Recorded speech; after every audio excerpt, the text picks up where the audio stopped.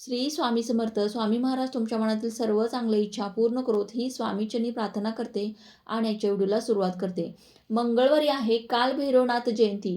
कालभैरवनाथ जे आहे तर ते भगवान शंकरांचंच एक स्वरूप मानलं जातं. भगवान शंकरांचाच एक रुद्र अवतार म्हणून कालभैरवनाथांची प्रचिती आपल्या सर्वांनाच आहे.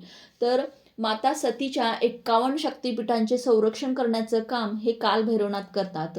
भगवान शिवशंकरांचा एक केस म्हणजे भगवान शिवशंकरांनी एक केस काढून तो खाली टाकला आणि त्यातून कालभैरवनाथांची उत्पत्ती झाली.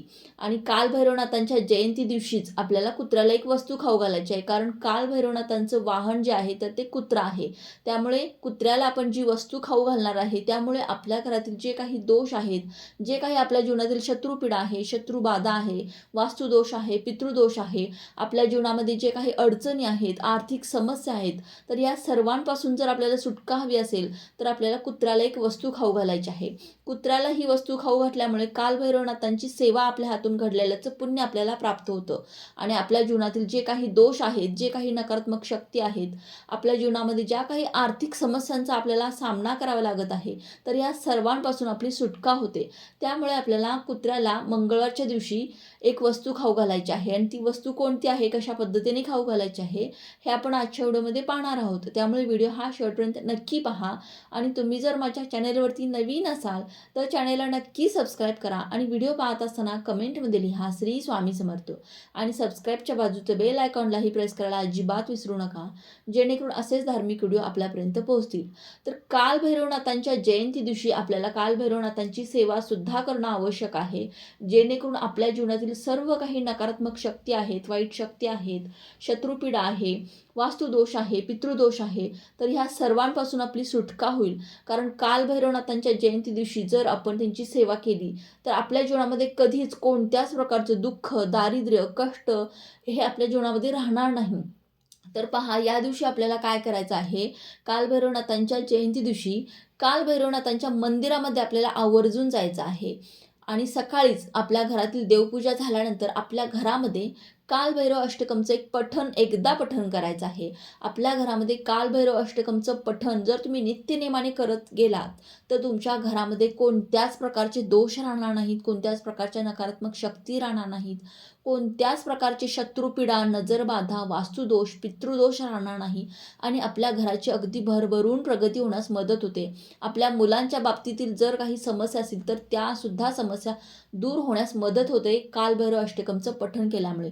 त्यामुळे आपल्याला कालभैरव जयंतीच्या दिवशी तरी कमीत कमी आपली घरातील देवपूजा झाल्यानंतर सकाळीच आपल्याला कालभैरव अष्टकमचं पठण करायचं आहे. त्याचबरोबर पहा, तुम्हाला कालभैरवनाथांच्या मंदिरामध्ये जायचं आहे. जाताना तुम्हाला एक नारळ घेऊन जायचा आहे. त्याचबरोबर तुम्हाला एक दिवा तिथे प्रज्वलित करायचा आहे. तुम्हाला मोहरीच्या तेलाचा दिवा तिथे प्रज्वलित करायचा आहे. कारण मोहरीच्या तेलाचा जर दिवा तुम्ही कालभैरवनाथांच्या मंदिरामध्ये प्रज्वलित केला तर तुमच्या जीवनामध्ये कोणत्याही प्रकारचं दारिद्र्य हे राहणार नाही. तुमच्या सर्व आर्थिक समस्या दूर करण्यास मोहरीच्या तेलाचा दिवा हा खूप मदत होते या तेलाच्या दिव्यामुळे. त्यामुळे तुम्हाला मोहरीच्या तेलाचा दिवा त्या मंदिरामध्ये प्रज्वलित करायचा आहे. एक नारळ घेऊन जायचं आहे आणि एक विड्याचं पानही घेऊन जायचं आहे.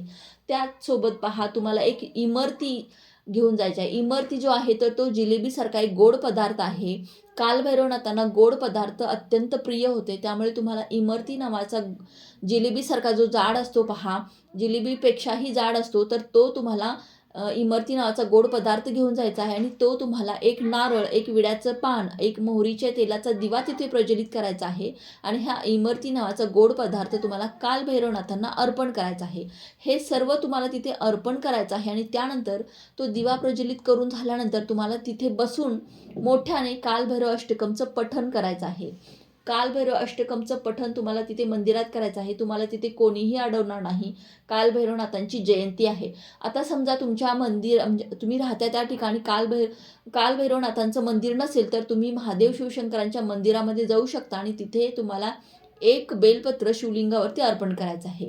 इतकी जरी तुम्ही सेवा केली तरीसुद्धा कालभैरवनाथांची सेवा आपल्या हातून घडल्याचं पुण्य आपल्याला प्राप्त होतं. कारण कालभैरवनाथ हे आहेत ते भगवान शिवशंकरांचंच एक रूप आहेत. त्यामुळे तुम्हाला कालभैरवनाथांच्या मंदिरात जाणं म्हणजे मंदिर नसेल तर तुम्हाला भगवान शिवशंकरांच्या मंदिरामध्ये जायचं आहे.